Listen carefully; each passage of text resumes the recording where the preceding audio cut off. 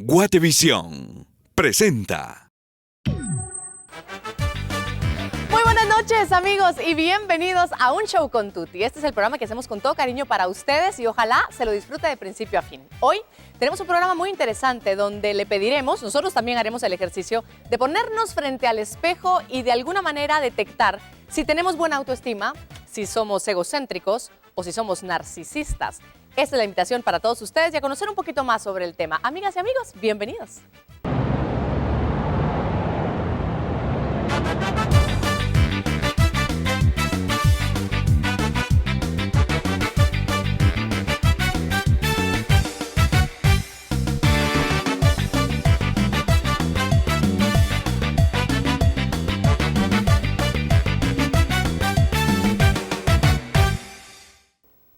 Bueno, para iniciar con este programa en donde vamos a tratar de entender un poquito más sobre la autoestima, sobre el ego y sobre el narcisismo, donde también los pondremos a ustedes a tratar de encontrar si ustedes tienen algo de todo esto que hoy vamos a platicar aquí. Me acompaña para empezar este programa y para empezar a dar conceptos básicos un buen amigo también, un colega y un gran profesional. Él es Fernando Yohn, es psicólogo, facilitador también en constelaciones familiares y terapeuta familiar. ¿Cómo estás, Fernando? Muy bien, gracias, Tuti. Qué gusto Encantado tenerte de por estar aquí. acá. Igualmente, gracias.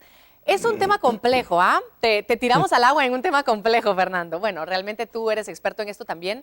¿Cómo vamos o podemos ir entendiendo esas diferencias? Porque autoestima muchas veces lo hemos tachado como que es alguien que se cree mucho, ¿cierto? Y a veces también confundimos la humildad con ser alguien que jamás acepta algo positivo que tiene. ¿Cómo podríamos dar una introducción a este tema? Tal vez si podemos empezar desde la autoestima y Por con eso favor. ponemos una buena referencia. La autoestima, diciéndolo en el concepto más claro posible, sería la experiencia interna de cuánto tú te amas, cuánto tú te aceptas, cuánto tú crees y tienes confianza en tus destrezas y habilidades. El autoestima, como mucha gente piensa, y mucha gente habla de la autoestima, pero casi nadie sabe acerca de qué realmente es la autoestima. ¿Por Ajá. qué? Mucha gente habla acerca de que hoy me dieron un piropo y me elevaron la autoestima. Ajá, sí. Pues lamentablemente no te están elevando la autoestima, ahí solamente se están elevando el ego. Ah, ¿Sí? Es diferente. ok. Porque el autoestima o la tienes o no la tienes. ¿Sí? Puede ser vulnerable y dependiendo de muchos traumas, de mucho condicionamiento que tuviste tú en la infancia, básicamente. Pero podemos definir tres ejes principales donde podemos definir si alguien tiene autoestima o no. Número uno es la autoimagen. Qué tanto tú te aceptas, qué tanto tú te gustas, qué tanto tú puedes aprobar tu cuerpo. No tiene que ser perfecto para que tú lo aceptes. O sea, aceptar no es lo mismo que gustar. El segundo eje sería tu sentimiento de valía. Qué tanto tú te sientes importante, valiosa, con los derechos mínimos básicos como cualquier ser humano. Y ahí nos podemos dar cuenta que muchas personas ni siquiera a veces pueden recibir ni halagos, ni regalos, Sí. y no se sienten merecedoras. ¿Te acuerdas? Hace años estuvo el fenómeno de la ley del secreto, de la ley de la atracción, de aquel tema del Ajá, secreto. sí. Y mucha gente decía, yo paso visualizando, y yo paso haciendo mis meditaciones, y paso haciendo afirmaciones, y nunca me viene nada. Ahí está el problema, que no les dijeron el secreto del secreto, trabajar en su valía. Si yo siento que no soy valioso, Wow. que no soy merecedor de cosas buenas, por mucho que yo haga meditaciones, afirmaciones, nunca va a venir nada. Claro, no bueno. es solo decirlo, es creerlo, es sentirlo, es Sentirlo, saberlo. sí. Y el tercer eje es el sentimiento de autoeficacia. Ok, ¿Qué tanto tú te sientes capaz? Hay personas que tienen miedo a fracasar, sí. que necesitan que alguien los ayude, que alguien los avale, y si quitamos todo eso, tú vas a sentirte que eres posible de alcanzar tus sueños. Entonces, si tenemos bien esos tres ejes, Ok. pues todo va muy bien. Ahora bien, ¿cuál es la diferencia? Porque tú decías algo importante. Hay gente que dice de que si tenemos una muy buena y alta autoestima, es malo.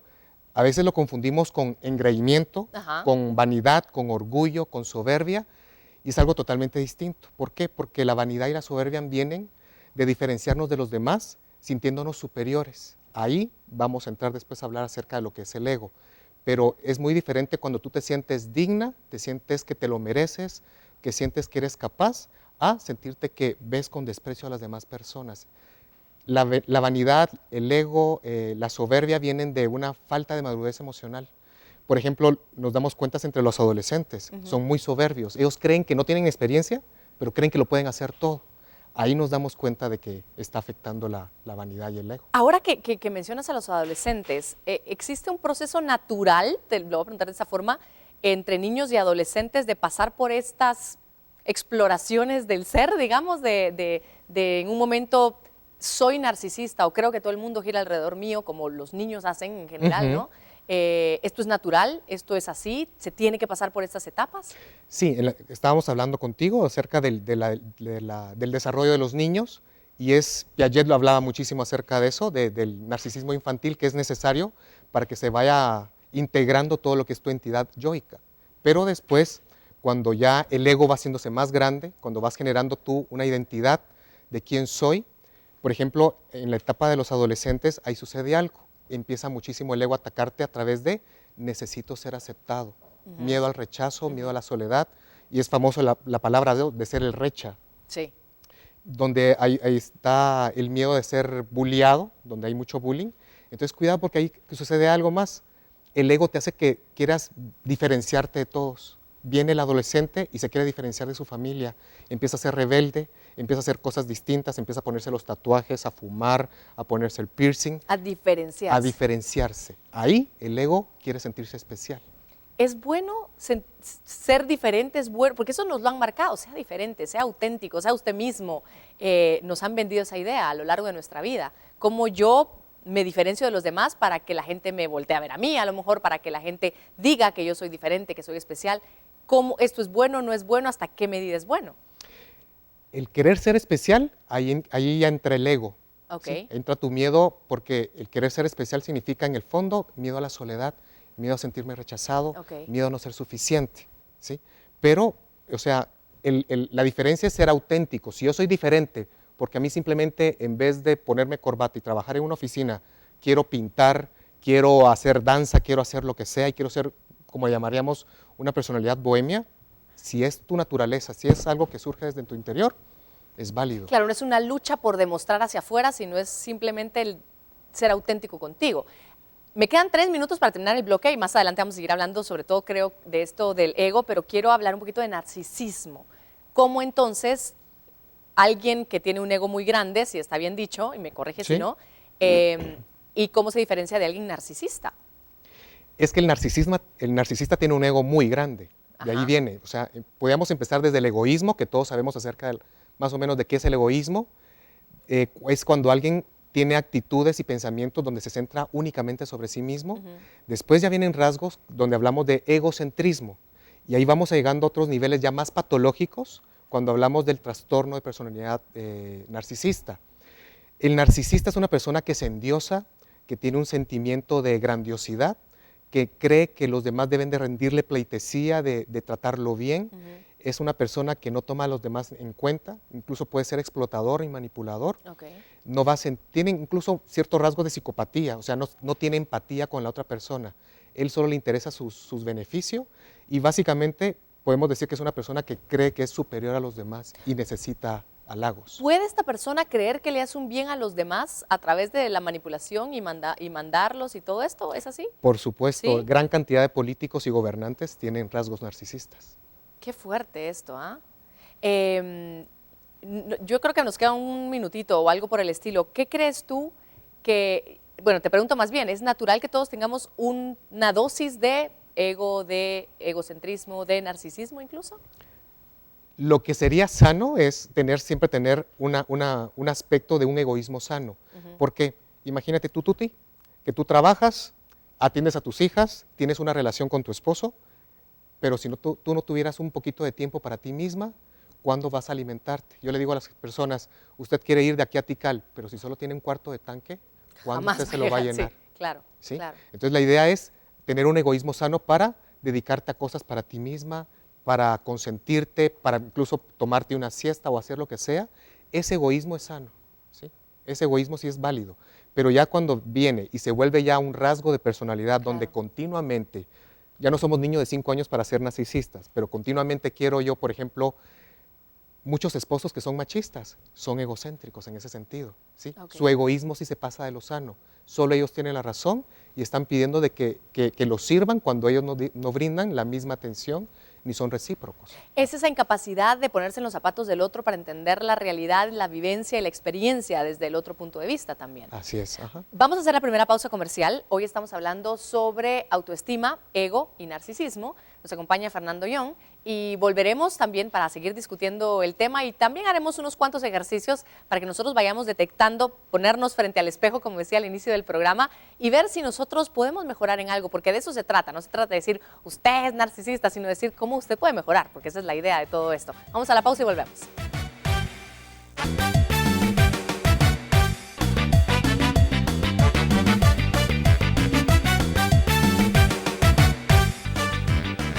Estamos de vuelta en Un Show con Tuti. Gracias, amigos, por su sintonía. Hoy estamos hablando sobre autoestima, ego y narcisismo. ¿Cómo podemos entender realmente cuando hay libros enteros de personas que han dedicado su vida entera a estudiar, por ejemplo, el ego? Fernando Young nos acompaña para hablar un poquitito de este tema y ya más adelante vamos a empezar a definir, porque existen como arquetipos, como prototipos, le voy a llamar para que lo entendamos todos, de personas y cómo el ego se manifiesta a través de ellos. ¿Cómo podemos entender el ego, Fernando? Sería más fácil entender el ego si lo tomamos desde en cuenta desde el concepto que se ve en Asia, ¿no? En India, en China, en Japón, y creo que lo entenderíamos mucho mejor que desde la estructura que nos proponía Freud, que es una hipótesis nada más, ¿no? Del ego, el superego y Sí. el id.